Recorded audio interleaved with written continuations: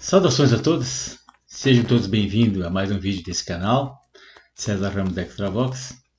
Veremos hoje o grupo pró-soltura de Anderson Torres, que tem que ser criado, o grupo de apoio por justiça e democracia. Leveis o fardo pesado uns dos outros, é uma frase bíblica que está em Gálatas, e que eu vou falar nesse vídeo de hoje. Eu já tinha escrito no jornalzinho do dia 14 desse mês, esse jornalzinho aqui, é o Guarazinho, nós já tinha feito toda essa matéria, tinha sido publicada, que fala sobre o ex-ministro da Segurança Pública do governo Bolsonaro e ex-secretário de Segurança Pública do Distrito Federal, delegado Anderson Torres. Ele está preso, todo mundo sabe, já há mais de 3 meses, e ele foi preso em 14 de janeiro por suspeitas de conivência e omissão naqueles atos promovidos por os ditos bolsonaristas que invadiram a sede dos seus poderes no dia 8 de janeiro em Brasília.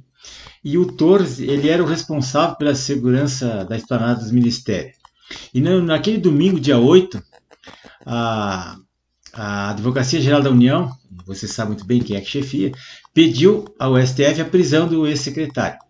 O interventor federal da Segurança Pública do Distrito Federal, o Ricardo Capelli, que é um petista, ele disse que, abre aspas, houve uma operação estruturada de sabotagem comandada pelo ex-ministro bolsonarista Anderson Torres, que fugiu do Brasil, fecha aspas. Ele disse que o ministro tinha fugido do Brasil.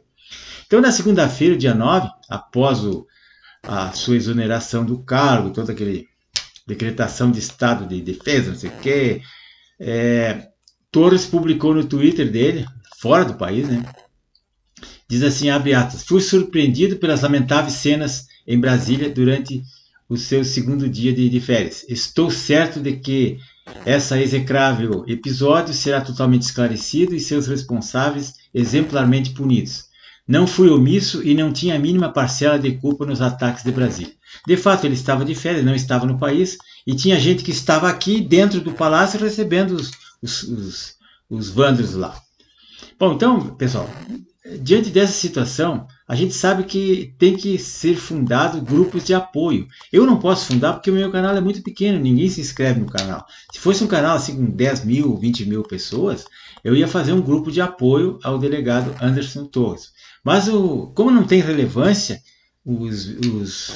esses pequenos canais, então não adianta, tem que ser um canal grande. Se vocês conhecem um canal grande que queira fazer isso, porque há diversas maneiras de se apoiar pessoas em dificuldades, seja por motivos financeiros, de saúde, desemprego, dependência química, encarceramento, assistência jurídica e psicológica, nessas perseguições políticas aí, etc.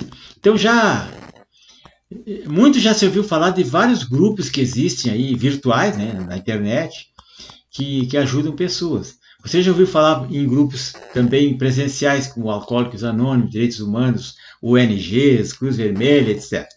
E há grupos, esses virtuais, como, por exemplo, em prol do ex-deputado Daniel Silveira, ex-deputado Roberto Jefferson, pelo ex-presidente Jair Bolsonaro, em apoio à Polícia Federal, em apoio à deputada fulana, ciclana, por aí vai. Então, no Brasil, nós temos vários tipos de grupos de apoio que funcionam na modalidade presencial ou virtual e oferecem ajuda tanto para quem está sofrendo a perseguição quanto para quem convive com o indivíduo. A sua família, os seus filhos, todo mundo sofre, seus amigos. Então aí entra a solidariedade das pessoas, porque a direita é muito desunida. Se a direita fosse unida que nem a esquerda, nunca, jamais o comunismo tinha entrado aqui no país. Nós não estaríamos sofrendo perseguição e censura. Então as participações desses grupos de apoio, eles sempre são de forma voluntária, sigilosa, para preservar a imagem da pessoa e não expor a pessoa de ser reconhecido por colegas ou informantes do governo, gente de fora ou policiais e tal. Então sabemos que existe preconceito nas perseguições a pessoas conservadoras, retaliações depois até no emprego, por aí vai. Então essa troca de experiência é a principal ferramenta de comunicação e de tratamento de grupos de apoio, que permitindo que o indivíduo se sinta acolhido, não se sinta isolado, não se sinta sozinho, pois esses grupos servem para combater o isolamento social e todo aquele sintoma de depressão que a pessoa sente ao estar isolada, encarcerada. A solidariedade é fundamental para elevar a autoestima de uma pessoa que está desesperada, que, independente do problema que ela esteja enfrentando no momento, o apoio sempre é fundamental. Então, é esse apoio que é importante, e o compartilhar a experiência de pessoas que já passaram por situações semelhantes, a ajuda de pessoas, ajuda a pessoa a se sentir menos só, e vão se conectando com outros que passaram ou estão passando por situações semelhantes, ajuda para os seus problemas e aprimora a habilidade do enfrentamento da situação.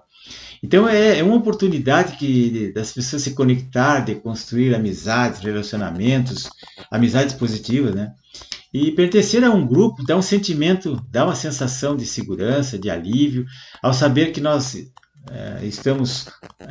não estamos sós com o problema. Tem pessoas que se interessam, que se compadecem conosco, que têm empatia pelo nosso sofrimento. E isso reduz a angústia e leva, como eu disse, à elevação da autoestima de quem ajuda o próximo a vencer as injustiças e as vicissitudes da vida. É como diz aquela frase bíblica, né? Levando o fardo nas costas uns aos outros.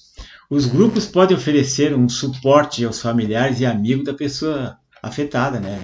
Contar com a ajuda de profissionais de outras áreas, de outras redes, de pessoas que vivenciam o mesmo problema é sempre benéfico para todos os que estão em volta da vítima, principalmente a sua família.